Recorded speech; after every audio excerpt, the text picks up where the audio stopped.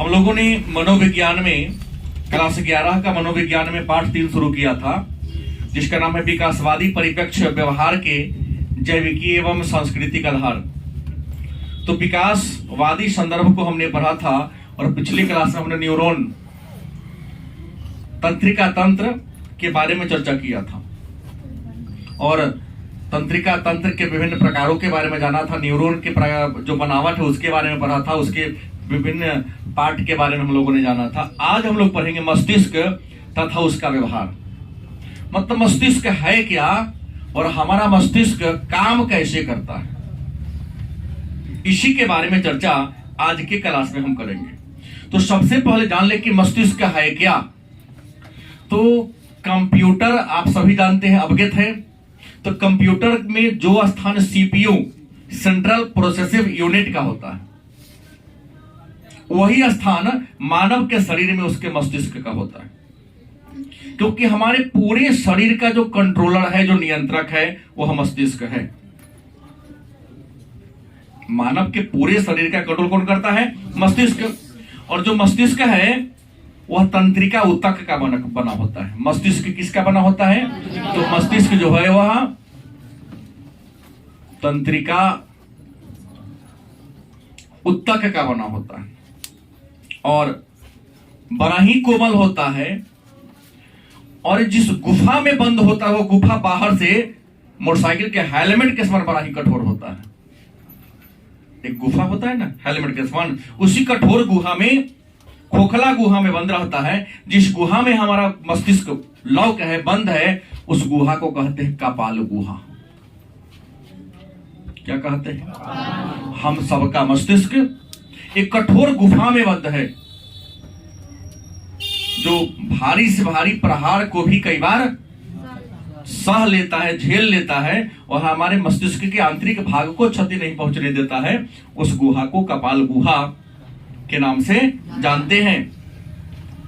और ये जो ऊपरी वाला हिस्सा है, यह विभिन्न प्रकार के आघातों से हमारे मस्तिष्क को क्या करता है? बचाने का प्रयास करता है। तब जाकर के इंसान क्या रह पाता है? सुरक्षित रह पाता है। गलत किसे? अब सवाल है कि जो हमारा मस्तिष्क है ये बाहर से 3 आवरण से घिरा हुआ है। बाहर से अगर देखेंगे तो ऊपर से 3 गो आवरण घेरा है। तो हमारे मस्तिष्क का जो सबसे ऊपर वाला है, सबसे ऊपर वाला जो पार्ट है जिसके ऊपर से बाल जमा हुआ है, इसका नाम है दृढ़ता निका। क्या नाम है? दृढ़ता निका। सेकेंड वाला जो घेरा है, इसके बाद भी एक घेरा है, उस सेकेंड वाला को कहते हैं जाल तनिका। ये सेकेंड वाला जो हिस्सा, इसका नाम क्या है? जाल तनिका। और एक तीसरा लेयर भी है यहां पर। 3 लेयर के बाद, 3 सतह के बाद तब जाके हमारे मस्तिष्क की जो बनावट होती है, जो वो शुरू होती है रियल में, जो कोमल अंग होता है, उसका नाम है मृदु तनिका। मृदु तनिका इसका नाम है। और इसके बाद तब हमारे मस्तिष्क की शुरुआत होती है। मानव का जो मस्तिष्क है, अगर मानव के मस्तिष्क की बात करें तो मानव के मस्तिष्क को बनावट के आधार पर, क्रिया प्रणाली के आधार पर, क्रियाकलाप के आधार पर 3 भागों में बांटा गया है। मतलब मस्तिष्क के कितने भाग हैं? 3 भाग हैं। हमने ये कहा प्रमस्तिष्क। क्या? अच्छा, कि प्रमस्तिष्क को हम दीर्घ मस्तिष्क के नाम से भी जानते हैं। कुछ लोग इसको प्रमस्तिष्क कहते हैं और प्रमस्तिष्क का दूसरा नाम क्या है? दीर्घ मस्तिष्क। बीच वाला जो बाद वाला जो हिस्सा, उसका नाम क्या है? मध्य मस्तिष्क। और सबसे एक और भाग है, नाम क्या है? अनु। तो सबसे पहला बात होगा कि मस्तिष्क के कितने भाग हैं? तो जान लिए कि मस्तिष्क के कितने भाग हैं? 3 भाग हैं। पहला कौन है? प्रमस्तिष्क। दूसरा कौन है? मध्य मस्तिष्क। और तीसरा कौन है? अब सबसे पहले हम लोग जानेंगे कि ये प्रमस्तिष्क क्या है और प्रमस्तिष्क के प्रमुख अंग कौन कौन है। तो आप जान ले कि प्रमस्तिष्क क्या नाम है? प्रमस्तिष्क। इसका एक नाम और ले लेंगे,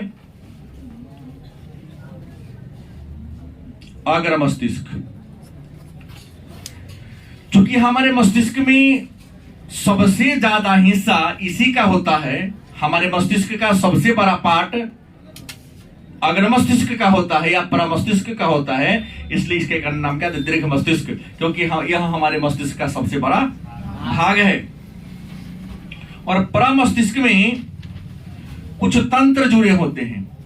प्रमस्तिष्क के अगर हम तंत्र की बात करें कि इसके अंतर्गत कौन कौन से तंत्र आते हैं, तो प्रमस्तिष्क के अंतर्गत कई तंत्र आते हैं। इसमें 3 तंत्र ज्यादा महत्वपूर्ण है।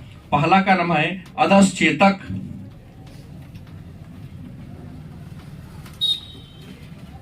क्या नाम है? अधश्चेतक, जिसको अंग्रेजी में आप लोगों ने पढ़ा होगा हाइपोथैलेमस, याद होगा।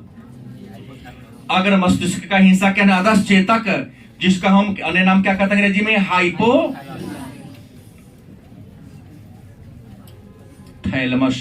यही आप लोग जानते हैं। इसी को हिंदी में क्या कहते हैं? अधश्चेतक। और आप लोग क्या जानते हैं? हाइपोथैलेमस। अब कहेंगे कि सर ये हाइपोथैलेमस क्या है या अधश्चेतक क्या है? तो प्रमस्तिष्क का या अग्र मस्तिष्क का जो सबसे, ऐसे मस्तिष्क का सबसे बड़ा हिस्सा प्रमस्तिष्क, लेकिन प्रमस्तिष्क का जो सबसे बड़ा पार्ट है उसका नाम क्या है? अधश्चेतक या हाइपोथैलेमस। अब कहो कि सर इसका काम क्या है? हाइपोथैलेमस का काम क्या है? तो हृदय गति,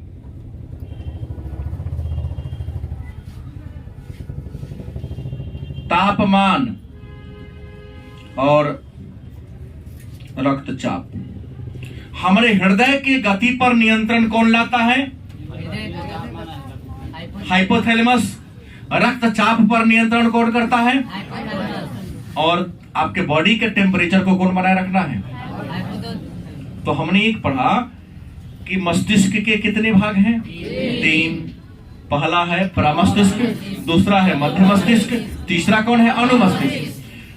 प्रमस्तिष्क क्या है? तो प्रमस्तिष्क हमारे मस्तिष्क का सबसे बड़ा भाग है। और प्रमस्तिष्क के कितने तंत्र हैं? 3 तंत्र है। इस 3 तंत्र में जो सबसे बड़ा है उसका नाम है अधश्चेतक, जिसको हम हाइपोथैलेमस के नाम से। और हाइपोथैलेमस का काम क्या है? तो हमारे हृदय के गति को कंट्रोल करने का काम। नहीं, जैसे हमारा हृदय 1 मिनट में 72 बार धड़कता है। हमारा हृदय 1 मिनट में कितनी बार धड़कता है? 72 बार धड़कता है। उससे कम है फिर भी परेशानी है, ज्यादा हो गया दौड़ने के बाद ज्यादा हो ही जाएगा। लेकिन नॉर्मली तरीका से है, आप अगर ज्यादा है तो परेशानी है, कम है फिर भी आपके साथ परेशानी है। तो उसको कंट्रोल करने का काम किसका है? हाइपोथैलेमस का। तापमान, मानव के शरीर का सामान्य नॉर्मल टेम्परेचर 37 डिग्री सेंटीग्रेड होता है। विज्ञान में आपको पढ़ाया गया होगा, मानव के शरीर का नॉर्मल टेम्परेचर कितना होता है? 37 डिग्री सेंटीग्रेड। इसको फ़ारेनहाइट में कह सकते हो 98.6 फ़ारेनहाइट। हाँ सर। हाँ, ज्यादा धड़कने का कोई मतलब प्रमाण देता होगा? नहीं, आपका स्वास्थ्य गड़बड़ाना शुरू हो जाएगा। एक दौड़ के आए तो कोई फर्क नहीं है, दौड़ने पर तो बढ़ ही जाएगा, 100 बढ़ जाएगा। तुम दौड़ के आओ और जाके किसी के देखो बड़ी तेज में, स्पीड में होता है, ऐसे पकड़ में नहीं आएगा। दौड़ का तो बुझाएगा हाँ कैसे तुम्हारा हार्ट बीट हो रहा है। लेकिन नॉर्मली आप भी सब बेड पर सोए हुए हैं, 72 से बहुत ज्यादा 80 बार है, 90 बार है, हार्ट के पेशेंट हो सकते हैं। लो है फिर भी परेशानी है, तो उस पर नियंत्रण रखने का काम कौन करता है? 1 मिनट में 72 बार हृदय अगर धड़कता है तो उस लेवल को बनाए रखने का काम हाइपोथैलेमस का है। बॉडी का टेम्परेचर हमने क्या कहा, हमारे बॉडी का नॉर्मल टेम्परेचर फ़ारेनहाइट में 98.6 और डिग्री सेल्सियस में, ये तो परे है ना, हम नया नहीं बता रहा हूं, पहले सब लोग जानते थे। उस टेम्परेचर को बनाए रखने का काम हाइपोथैलेमस का ही है। वही कम गया बढ़ गया, माने घट गया बढ़ गया, और बुखार चढ़ गया, रक्तचाप, आपके नस में खून किस प्रेशर से प्रवाहित होता है, किस गति से बहनी चाहिए, कम होगा लो ब्लड प्रेशर, तेज हो गया क्या हो गया, हाई ब्लड प्रेशर। रक्त की प्रवाह की गति होती है ना, उससे कम हो रहा है फिर भी रोग है, ज्यादा हो रहा है फिर भी रोग है। तो इन सब पर नियंत्रण करने का काम किसका है, हाइपोथैलेमस का है। दूसरा जो है चेतक, क्या है, अदस चेतक को कहते हैं अंग्रेजी में हाइपोथैलेमस, और चेतक को हिंदी में कहते हैं थैलेमस। याद होगा, यही पढ़े होंगे आप लोग, क्योंकि कहने में सुनने में याद करने में ही आसान लगता है। कौन है, थैलेमस। अब कहोगे थैलेमस का काम क्या है, तो कहता है ये अधस चेतक के ऊपर, ये आपका अधस चेतक है, ये पूरा इसी के ऊपर अंडाकार के रूप में, अंडा के रूप में, गोलाकार रूप में क्या होता, फैला होता है। काम क्या है, तो तंत्रिका कोशिका से, मतलब हमारे बॉडी पर किसी चीज का स्पर्श होता है तो स्पर्श सुषुम्ना के माध्यम से हमारे मस्तिष्क में पहुंचता है, और मस्तिष्क के विभिन्न केंद्रों में पहुंचाने का काम चेतक या थैलेमस ही करता है। कौन करता है, इसलिए ब्रेन का प्रसारण केंद्र चेतक को कहा जाता है, थैलेमस को कहा जाता है, क्योंकि ब्रेन को विभिन्न प्रकार की सूचना देना, किसी वस्तु के देखने का, उसके टेस्ट का, सब चीज का अनुभव पूरे मस्तिष्क में यही पहुंचाता है। इसलिए हमारे मस्तिष्क का इसको प्रसारण केंद्र, माने सूचना प्रसारण करने का केंद्र कहा जाता है। अगला है तीसरा, इसका जो भाग है उसका नाम है उपवलकुटीय तंत्र। उपवलकुटीय तंत्र, ये हमारे मस्तिष्क का जो क्या है, तीसरा भाग है। और ये जो उपवलकुटीय तंत्र है, इसका हमारे जीवन में, आपके जीवन में, या मानव के जीवन में बड़ा महत्वपूर्ण स्थान है, क्योंकि हमारे स्मृति को, हमारे याद करने की क्षमता को अगर दीर्घ काल तक, लंबी अवधि तक बनाए रखने का कोई काम करता है, तो ये उपवलकुटीय तंत्र यहां क्षतिग्रस्त हो जाएगा, चोट लग जाएगी, तो आपके स्मरण शक्ति अभी याद होगा, लेकिन अधिक देर तक रिस्टोर आप नहीं कर सकते, भूल जाओगे आप। तो ये आपके स्मरण शक्ति को क्या करता है, बनाए रखता है। इसके अलावा अगर मस्तिष्क के या प्रमस्तिष्क के या दीर्घ मस्तिष्क के 4 और खंड है। ये जो पूरा हिस्सा है, ये पूरा हिस्सा यहां से दीर्घ मस्तिष्क, इस दीर्घ मस्तिष्क को 4 और भी खंड है। कितने खंड और हैं? 4 और भी खंड है। उस 4 अन्य खंडों का नाम है, अगर हम यहां से ले ले, 4 खंड है जिसका नाम है एक का ललाट पाली। क्या नाम है? ललाट पाली। दूसरे का नाम है पार्श्विक पाली।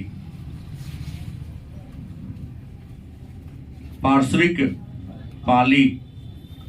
तीसरे का नाम है शंख पाली। क्या नाम है? और चौथा का नाम है पश्चक पाली। मतलब अग्र मस्तिष्क को कितने पालियों में बांटा गया है? तो अग्र मस्तिष्क को 4 पाली में बांटा गया। पहला कौन है? ललाट पाली। अब प्रोफेसर ललाट पाली का काम क्या है? तो सभी प्रकार के संज्ञान, किसने क्या कहा, नहीं करेंगे तो इसकी हमें क्या जुर्माना हमें मिलेगा, ये तर्क करने का काम ललाट पाली का ही है। आपके संज्ञान संबंधी बातों का ख्याल ललाट पाली ही करता है। दूसरा पार्श्विक पाली कौन है? पार्श्विक पाली, त्वचा पर कोई संवेदना होगा, मच्छर बैठा हुआ है, माछी बैठा है, किसी ने किसी से स्पर्श कर दिया आपको हाथ से, एक अलग प्रकार की संवेदना होती है। उस संवेदना की अनुभूति आपको इस पार्श्विक पाली की सहायता से होता है। पार्श्विक पाली अगर आपका क्षतिग्रस्त है या थोड़ा एक्टिव नहीं है तो बहुत लोगों को खूब गुदगुदी लगता, किसी को लगता ही नहीं। मच्छर बैठा हुआ है, अब बात करने में व्यस्त है, मस्त है, उसको पता नहीं चलेगा कि हमको मच्छर काट रहा है। कई लोग को फील कीजिएगा, ऐसा होता है। ये क्या है? पार्श्विक पाली है। त्वचा पर जो विभिन्न प्रकार के आवेग आते हैं, उत्पन्न होते हैं, उस आवेगों को पहचानने का काम करता है कि चोट लगी है तो किससे लगी है, दर्द कहां हो रहा है, और दर्द का रीजन किस क्या है, पिन चुभा या क्या चुभा, ये कर देता है। तीसरा कौन है? शंख पाली, सुनने में। शंख पाली हमारी मदद करता है किसमें? सुनने में मदद करता है। और पश्चक पाली जो है वो हमारी मदद किसमें करता है? देखने में। देखो, आंख बिंब बनाता है, देखने का काम इंसान ब्रेन से करता है। गलत कि सही? इंसान किससे देखता है? कहोगे आंख से, गलत। आंख तो एक प्रकार का कैमरा है, आगे चर्चा होगी। आंख का नाक भी, जिह्वा भी भरना है। आंख एक प्रकार की क्या है? कैमरा है, लेंस है। जब कोई वस्तु, जब कोई बिंब हमारे सामने आता है तो उसका चित्र बनाता है, फोटो खींच लेता है, और फोटो खींचकर हमारे मस्तिष्क को भेज देता है। अब मस्तिष्क को मिलाने का काम करता है। ऐसा आदमी कभी सामने आया था कि नहीं? प्रोसेस करता है, लेकिन इतना फास्ट है। अच्छा पलटमा आप है, मिलान कर ले तो वहां उसका फोटो पहले देखा तो बना रहेगा, आप फलाने आदमी, आपको पहचान कर लेते। ये आपको पश्चक जो पाली है वह देखने में आपकी क्या करता है? सहायता करता है। कोई दिक्कत? अब चर्चा करते हैं मध्य मस्तिष्क का। किसके बारे में चर्चा करते हैं? मध्य मस्तिष्क। प्रश्न होगा कि मध्य मस्तिष्क क्या है? तो मध्य मस्तिष्क हमारे मस्तिष्क के बीच में, देखेंगे कि यहां गोला बनाया हूं और एक यहां गोला बनाया हूं, है ना, ये बीच में हमारे मस्तिष्क के बीचों बीच में दीर्घ मस्तिष्क और अनु मस्तिष्क को, ये दीर्घ मस्तिष्क और ये कौन है? अनु मस्तिष्क को जोड़ने वाला कड़ी है। मध्य मस्तिष्क किसे कहते हैं? तो दीर्घ मस्तिष्क और अनु मस्तिष्क को जोड़ने वाला जो कड़ी है, उसी कड़ी को हम मध्य मस्तिष्क कहते हैं। और मध्य मस्तिष्क का जो मुख्य भाग है, उस मुख्य भाग को हम कहते हैं टेक्टम। मध्य मस्तिष्क के मुख्य भाग को विद्वानों क्या नाम दिया है? टेक्टम नाम दे दिया है। और न्यूरॉन्स के माध्यम, सुषुम्ना के माध्यम से शरीर के किसी भी हिस्सा में जो आवेग उत्पन्न होता है, वह आवेग इसी के माध्यम से प्रमस्तिष्क और अनुमस्तिष्क तक क्या होता है? पहुंचता है, और प्रोसेस करके क्रिया को संपादित करने का काम किया जाता है। और चौथा जो है वह अनुमस्तिष्क, और अनुमस्तिष्क को हम लघु मस्तिष्क के नाम से जानते हैं। और सबसे बड़ी बात बता दूं कि हमारे मस्तिष्क का ये सबसे छोटा भाग है। ये हमारे मस्तिष्क का क्या है? सबसे छोटा भाग है। और हमारे पीछे यह क्या होता है? मौजूद होता है। हमारे मस्तिष्क के कुल वजन का, हमारे पूरे दिमाग का जितना वजन है, उसका 1/10 ही इसका वजन होता है। 10वां हिस्सा की क्या होता है? इसका वजन होता है। अब कहोगे सर छोटा है लेकिन काम क्या है इसका? छोटा है लेकिन अनुमस्तिष्क का बहुत बड़ा काम है। अनुमस्तिष्क की अगर काम की बात करें, इसका काम क्या है, तो अनुमस्तिष्क का पहला काम है स्नायु को सहयोग देना।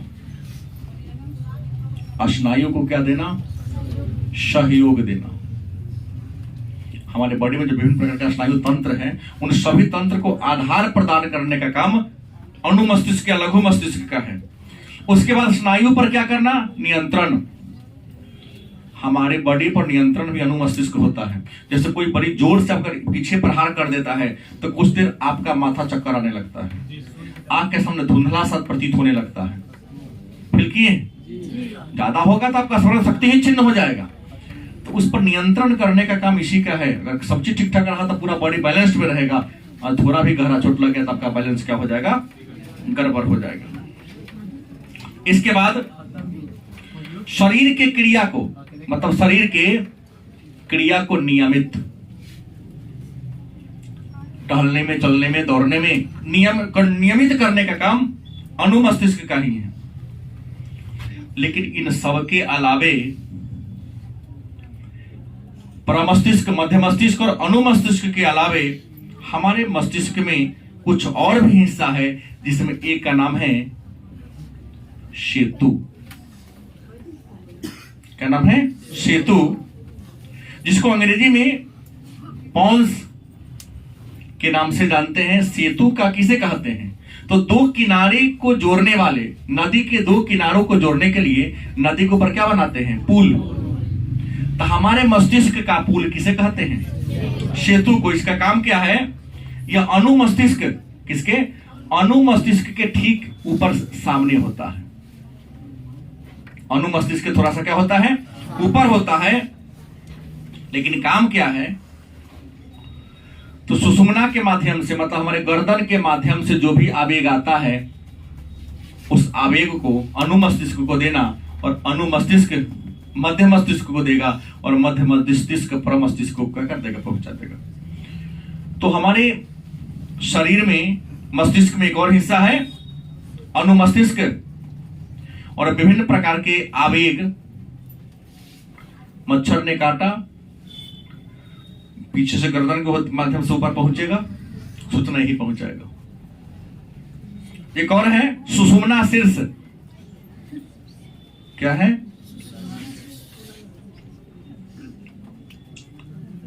सुषुम्ना शीर्ष की बात करते हैं। तो हमने कहा कि हमारा ये जो गर्दन है, यहाँ गर्दन से लेकर यहाँ मस्तिष्क तक का जो हिस्सा होता है, ये जो बीच वाला हिस्सा होता है, इसी को हम सुषुम्ना शीर्ष, पीछे से उसको हम सुषुम्ना शीर्ष के माध्यम से के नाम से जानते हैं। काम क्या है? तो शरीर के जो भी आवेग उत्पन्न होगा, हाथ पैर बॉडी में कहीं भी कोई प्रकार का संवेदना अगर पैदा होगी, उस सारा संवेदना सुषुम्ना के माध्यम से ही मस्तिष्क में क्या होता है? पहुंचता है। और एक और सबसे जो महत्वपूर्ण हिस्सा है, उसका नाम है मेरुदंड। मेरुदंड या मेरु रज्जु, अंग्रेजी में कहते हैं स्पाइनल कॉर्ड। और है ना, ये होता कहां है? तो जैसे मान लो कि ये मानव का मस्तिष्क हुआ, और ये मानव का क्या हुआ? मान लिया मानव का हमने बॉडी बना दिया, तो कम ये अमर है। तो कमर से लेकर यहां तक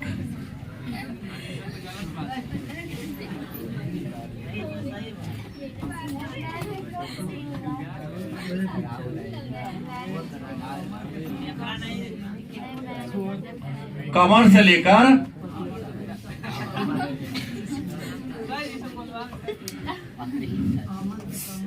मैंने कहा कि कमर से लेकर सुषुम्ना शीर्ष तक पूरे पीठ में नीचे देखिएगा ना, ऐसा हम इसलिए बना के ऐसा गुलटी गुलटी ठोक के देखिए अपने पीछे एकदम निश्चित तौर पे होगा, है? दोनों बगल रहता है ना, इसी को हम कहते हैं स्पाइनल कॉर्ड। कंकाल में सही से देखिएगा, गलत की सही? हाँ, जागृति बायोलॉजी वाला सर रखे बच्चों को, तो फाइनली बायोलॉजी का ही क्लास है, हमको तो टॉपिक केवल बताना है। तो ये हमारे मेरुदंड है, मेरुरज्जु भी कहते हैं, अंग्रेजी में स्पाइनल कॉर्ड कहते हैं। यह हमारे बॉडी का आधार है, क्योंकि इसी के सहारे इंसान सीधा खड़ा होकर चल सकता है। ये जो मेरुदंड है क्या, कितना जोड़ा हड्डी होता है? बहुत पीटेंगे।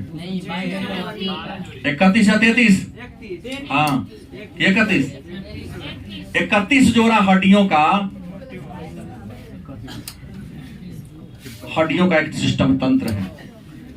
कितने जोड़ा? 31 जोड़ा इसमें हड्डी होता है। इसमें 12 जोड़ा जो होता है सीना से जुड़ा होता है, इसको हम फसली कहते हैं, अंग्रेजी में डायफ्राम कहते हैं। 12 जोड़ा है, 12 जोड़ा इसे क्या होता? जोड़ा होता है, इसमें जोड़ा होता है। इसी तरह कमर की बात करते हैं तो 5 जोड़ा जो होता है कमर से जुड़ा होता है। कितना जोड़ा? 5 जोड़ा कमर से जुड़ा होता है। पुनः 7 जोड़ा जो हो जाएगा आपका कटी से, कटी माने पेट होता है, अलग अलग सिस्टम इसका तंत्र है, सबसे जुड़ा होता है और पूरे जुड़ का इतना का निर्माण करता है। कोई दिक्कत? तो ये है मेरुदंड या मेरुरज्जु। और एक टॉपिक मेरे सामने और आता है इस पाठ में, जो आप पहले भी पढ़ चुके हैं, नाम है अंतःस्रावी ग्रंथि। अंतःस्रावी ग्रंथि। अंतःस्रावी ग्रंथि क्या है, या अंतःस्रावी ग्रंथि से आप क्या समझते हैं, किसे कहते हैं? तो आपको बता दें कि मानव के शरीर में कुछ ऐसे ग्रंथियां, ग्रंथि मतलब अंग, पार्ट पाए जाते हैं, उसमें से एक प्रकार का रस निकलता है और उस रस को कहते हैं हार्मोन। क्या कहते हैं? हार्मोन कहते हैं। लेकिन यह हार्मोन बॉडी के विभिन्न भाग में किसी धमनी या सीरा के माध्यम से नहीं जाता है, बल्कि खून में मिल जाता है और खून में मिलकर उसे जहां जाना है वहीं पर जाके ठहरता है और अपने एक्टिविटी को, अपने प्रभाव को दिखाना क्या करता है, प्रारंभ कर देता है। तो उसे ही क्या कहते हम हैं? अंतःस्रावी ग्रंथि। मानव के शरीर का वह पार्ट जो मानव की शरीर के सभी क्रियाओं को प्रभावित करने वाला एक मुख्य पदार्थ का स्राव करता है, जिसको हार्मोन कहते हैं। आगे जानते हैं कि अंतःस्रावी ग्रंथि है क्या। तो अंतःस्रावी ग्रंथि मानव के शरीर का एक विशेष अंग है, जिसमें से हार्मोन नामक एक रस का स्राव होता है, जो हमारे शरीर के वृद्धि, विकास और विभिन्न क्रियाओं को प्रभावित करता है। और ये जो अंतःस्रावी ग्रंथि है, 2 प्रकार के होते हैं। नाम है, एक का नाम तो ये गया है अंतःस्रावी और दूसरा का नाम है बहिर्स्रावी। अंतःस्रावी उसे कहेंगे जिसमें जो अंदर से होगा, लेकिन उसमें जो हार्मोन निकलता है वह किसी दूसरे जगह पर जाने के लिए उसको किसी नली की जरूरत, किसी पाइप की जरूरत नहीं होती है। और बहिर्स्रावी ग्रंथि उसे कहते हैं जिसमें से जो रस निकलता है या कुछ निकलता है तो पाइप, धमनी के माध्यम से, सीरा के माध्यम से शरीर के विभिन्न भागों में क्या होता है, जाता है। गलत कि सही? अब मन में होगा सर मानव के शरीर में प्रमुख ग्रंथियां कौन कौन है? तो इसको जानने के लिए पहले एक चित्र ही बना देता हूं। चित्र बना के दिखाएंगे तो आपको उम्मीद है कि ज्यादा समझ में आएगा। चित्र पर किसी प्रकार की कमेंट नहीं होगी।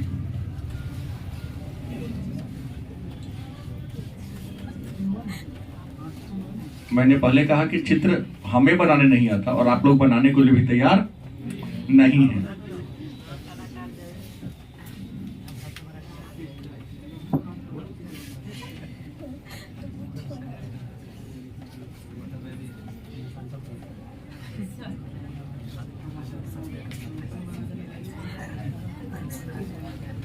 कोई बात नहीं है, हाथ हमने बना दिया इसका।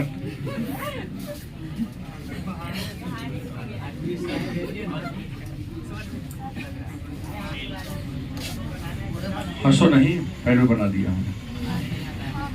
मान लो कि एक चित्र हमने निर्माण किया या निर्माण करने का प्रयास किया, तो मानव के इसी शरीर के अंदर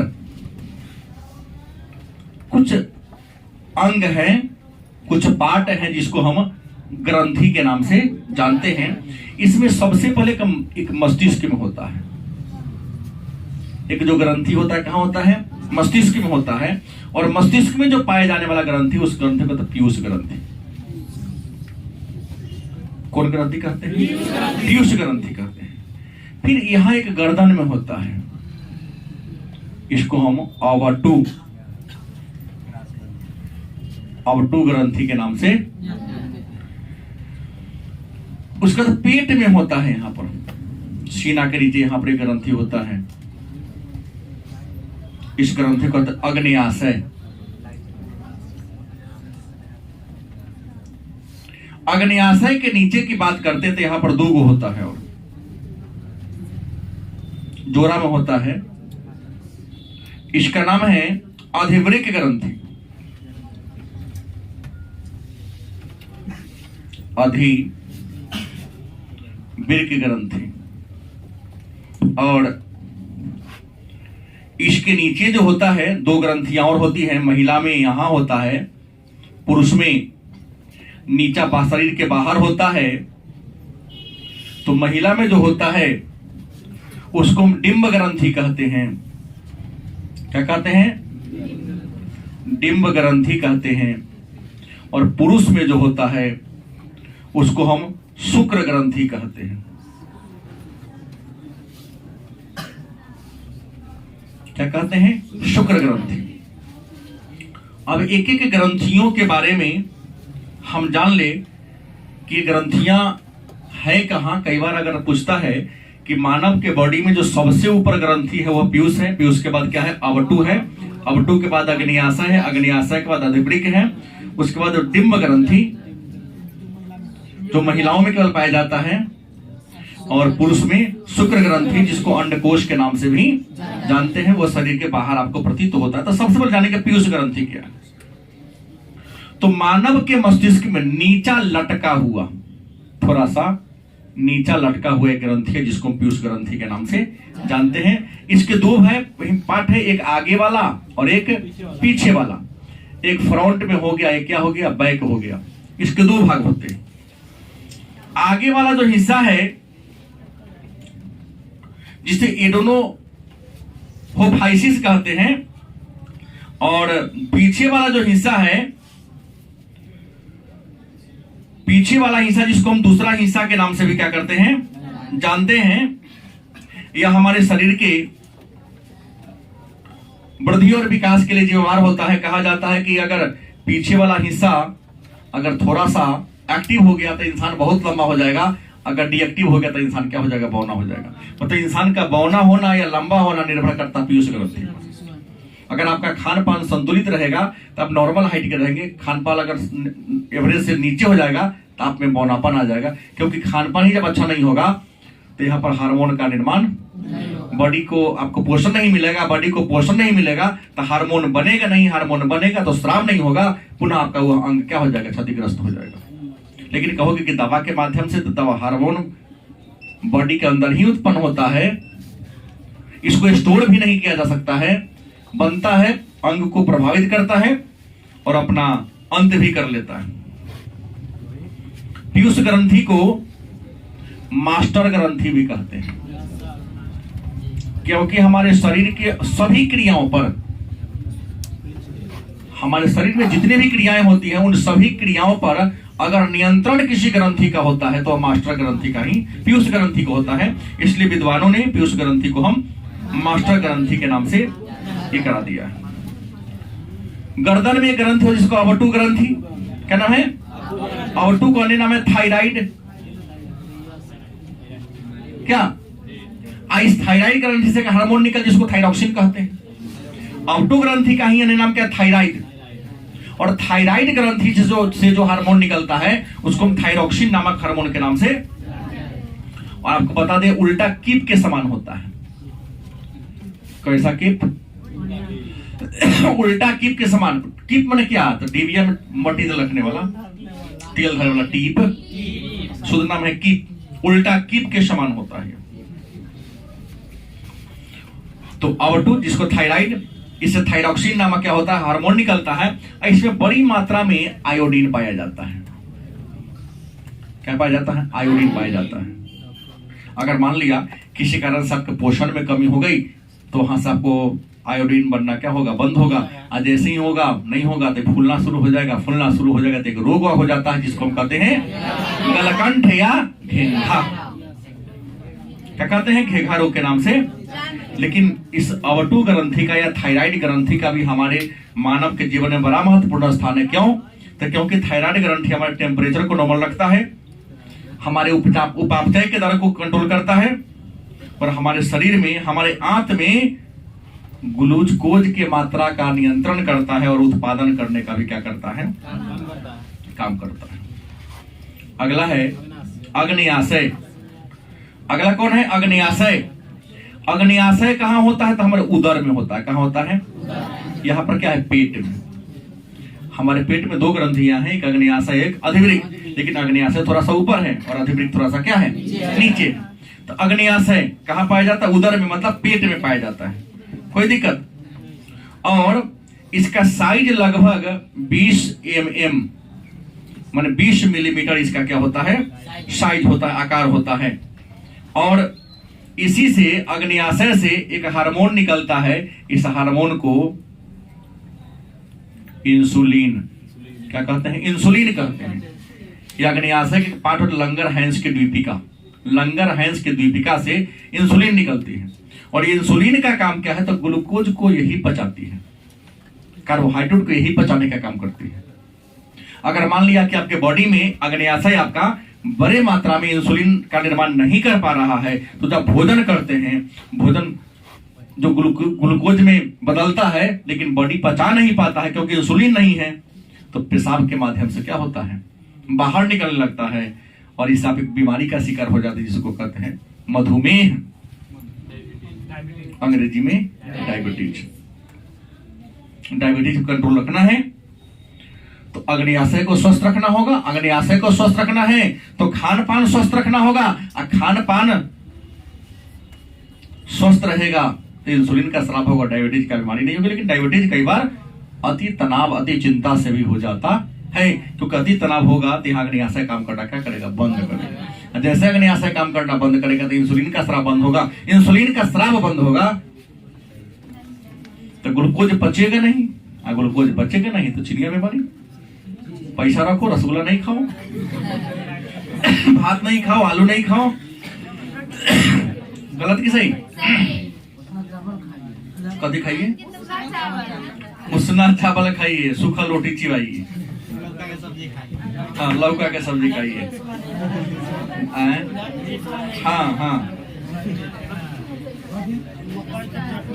अगला है अधिवृक्क ग्रंथि। अगला कौन है? अधिवृक्क ग्रंथि। ये हमारे शरीर में किडनी के पास होता है। कहाँ होता है?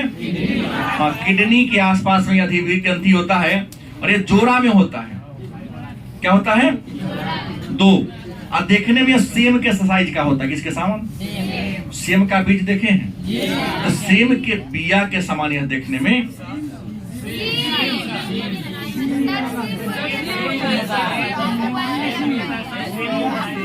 हमने तो डिब्बा पर लिखा सेम लिखा, सीम तो मैं नहीं पढ़ा हूं।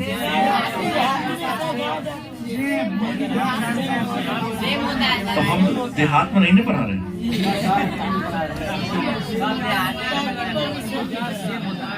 क्या जी? सेम की सीम? दीवा, बीज का दीवा खरीदना सेम लिखा रहता है नहीं। कोई बात नहीं है, तो आपको स्वीकारिए ना, बाद में विरोध करना चाहिए था। सेम के बीज देखिएगा, सेम का बीज भी इसी टाइप में होता है। हाँ, सेम का बीज या आप देख सकते हो ऐसे में आता है ना, राजमा। राजमा का बीज भी जस्ट उसी लाइक का होता है, ऐसा बना होता है। इसका भी दो भाग हैं, दो हिस्सा में होता है। और यह भी हमारे तनाव को कम करने में और प्रोटीन को पचाने में सहायता करता है। हमारे बॉडी में प्रोटीन को अधिवृक्क ग्रंथि ही पचाता है। और जैसे ही प्रोटीन आपका पचेगा तो इंसान को तनाव जैसे कम होगी, शरीर में थकान वगैरह कम होगी। और इसका यही अधिवृक्क काम नहीं करेगा, ये अपटो ग्रंथि काम नहीं करेगा, तो उस व्यक्ति को देह में ऐठन, थकान, देह दर्द, ये सब हमेशा होता रहेगा। तो कई बार हार्मोन के अनबैलेंस्ड हो जाने पर भाई नाना प्रकार की बीमारियां होती हैं। इंसान में अनेकों प्रकार की, इसलिए इंसान को कई बार अपने हार्मोन लेवल का भी उपचार कराना चाहिए कि भाई दवा खा रहे हैं और बीमारी ठीक नहीं हो रहा है, तो कहीं ना कहीं हार्मोन हमारा बैलेंस नहीं है, कम ज्यादा हो सकता है। डॉक्टर से मिलेंगे, हर चीज का उपचार है। हाँ, लास्ट में बताऊंगा। अब अगला जो ग्रंथि है उसको मैं यौन ग्रंथि। क्या है? यौन ग्रंथि। और यौन ग्रंथि दूगो है, महिलाओं का डिंब ग्रंथि, पुरुषों का शुक्र ग्रंथि। अब ये जो डिंब ग्रंथि क्या है, शुक्र ग्रंथि क्या है, तो महिलाओं का जो डिंब ग्रंथि है इसको ओवरी कहते हैं। क्या कहते हैं? ओवरी। मीटिंग के दौरान ओवरी से ही एक अंडा निकलता है जिसको ओभा कहते हैं, मतलब अंडा। और पुरुष के शुक्र ग्रंथि से, अंडकोश से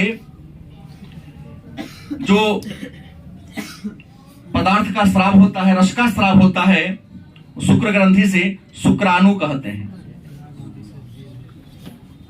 यहां अंडाणु होता है जिसको ओभा कह दिया हमने, शुक्राणु निकलता है। अंडाणु इसका गोलाकार ये होता है, शुक्राणु थोड़ा सा नुकीला लंबा होता है।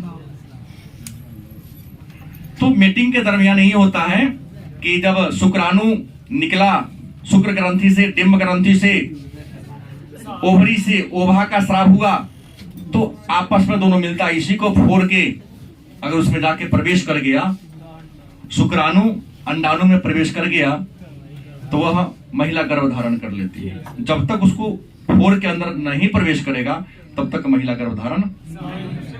बनना कब से आरंभ होता है? अब बनना कब से प्रारंभ होता है तो मैं आपको बता दूं, ओवरी से में ओभा या नहीं। अब हमसे प्रश्न पूछा बनना कब शुरू होता है, प्रश्न का उम्र के बाद तुमने पूछना हमसे चाहा हूं। तो लड़कियों की कहा जाए तो लड़कियों में 12 वर्ष से 13 वर्ष के बीच में बनना प्रारंभ हो जाता है, और लड़का में थोड़ा सा देर होता है, 13 या 14 साल में यहां बनना शुरू हो जाता है। मतलब लड़कियां 12 वर्ष के बाद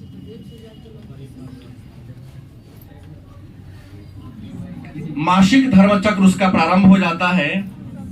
कुछ का थोड़ा सा 1 साल देर भी हो जाता है, लेकिन नॉर्मली 12-13 साल में प्रारंभ हो ही जाता है। मतलब यहां से मां बनने में सक्षम हो जाती है। लेकिन और लड़का जो है वह 13 या 14 वर्ष में उसके यहां भी शुक्र ग्रंथि में शुक्राणु बनना क्या होते हैं, प्रारंभ हो जाते हैं। गलत कि सही? तो ये हो गया। और इसी के विकास हो जाने के बाद स्त्रियों में 2 प्रकार के हार्मोन निकलता है, एस्ट्रोजन और प्रोजेस्टेरोन। एक होता है एस्ट्रोजन, एक होता है पुरुष एस्ट्रोजन, और दूसरा होता है प्रोजेस्टेरोन।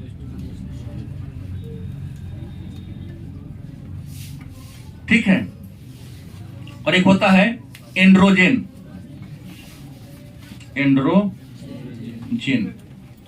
देखिए, एस्ट्रोजन और प्रोजेस्टेरोन दोनों महिलाओं की यौन ग्रंथि से निकलने वाला एक प्रकार का तरल पदार्थ है। इसमें जो गर्भवती महिला होंगी, गर्भ धारण की होंगी, उसके शरीर से, उसके डिंब ग्रंथि से या यौन ग्रंथि से हमेशा एक उजला सा तरल पदार्थ निकलते रहता है, क्रमिक, वो होगा प्रोजेस्टेरोन। लेकिन जो गर्भवती नहीं होगी उससे जो निकलेगा उसको एस्ट्रोजन के नाम से जानते हैं। और पुरुष में भी यह अचानक अपने आप धीरे धीरे हल्का हल्का व्हाइट सा निकलता रहता है, तो उसको हम एंड्रोजन के नाम से जानते हैं। सामान्य सी प्रक्रिया है। घड़ा है, घड़ा में अगर पानी ज्यादा होगा तो अपने आप थोड़ा सा उसमें बूंद बूंद क्या होगा, निकलना होगा। लेकिन एक सवाल है कि पुरुषों को दाढ़ी मूछ हो जाता है और महिलाओं को दाढ़ी मूछ नहीं होता। अपवाद एक दूगो है, जब पुरुष को भी दाढ़ी मूछ नहीं होता है, लेकिन सीतामढ़ी में मैंने कई महिलाओं को देखा है जिसको बहुत ज्यादा दाढ़ी मूछ है। हंसता क्या है, सही तो बोला हूं। और तुम्हारी पहुंच पकड़ वहां नहीं है तो हमारी क्या गलती, हमने तो देखा है। तुम जान के स्थान जाओ, वहीं पर तुमको मिलेगा। अब सवाल है,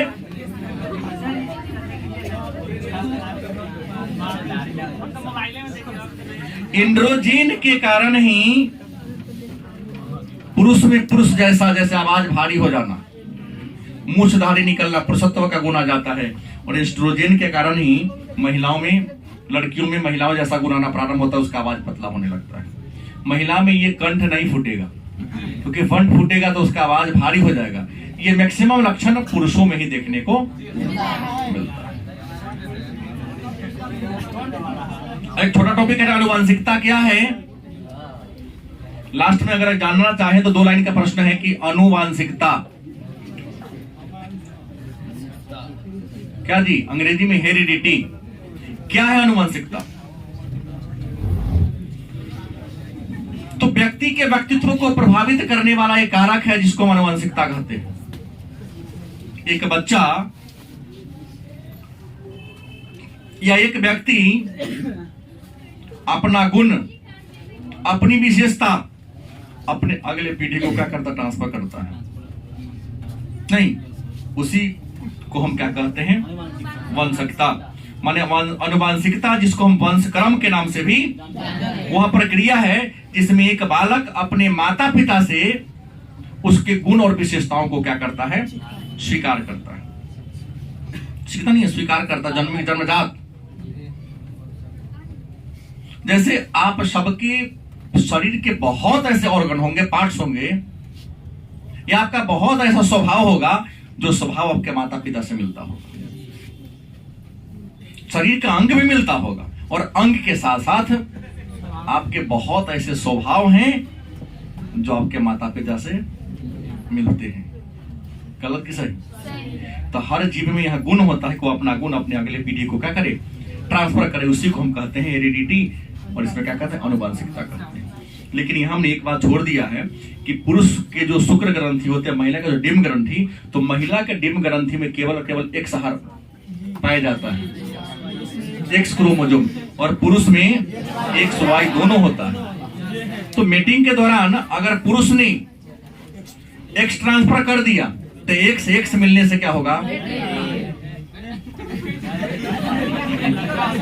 अगाड़ी ये बोल दिया, एक्स एक्स मिलने से क्या होगा,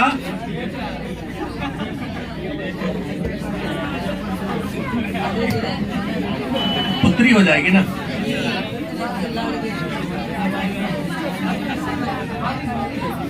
गलती बोल दिया, अंशका नहीं कुछ बोल दिया। ये सब हमने कहा कि मीटिंग के दरमियान, मतलब संतान के बच्चा के लिंग का निर्धारण निर्भर करता है पिता के गुणसूत्र पर।